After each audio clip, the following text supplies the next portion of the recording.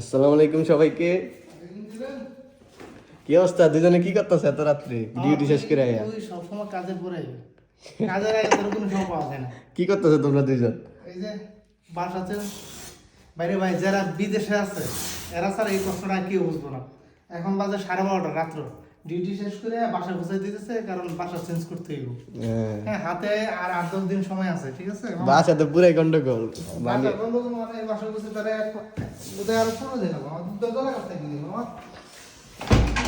আরে নতুন বাসা নিব। আমার এরকম গুছানো হয়ে গেছে, ঠিক আছে? সেই ছিল হ্যাঁ, তো আমার কিন্তু রংটা করতে ঠিক আছে। সারাদিন কষ্ট করে রং করলে সুন্দরী হইবে। তবে এই কষ্টটা যারা বিদেশে আছে তারাই বলবে। বাসা চেঞ্জ করাটা কি একটা প্যারা। প্রবাসী ছাড়া এটা কেউই বলতো না।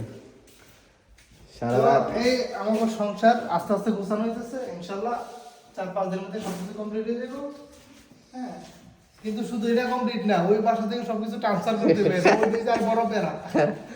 ওই প্যারা আবার 2 দিন পরে নিতে হইব। তুমি এটাই করো, তুমি এটাই খোলো।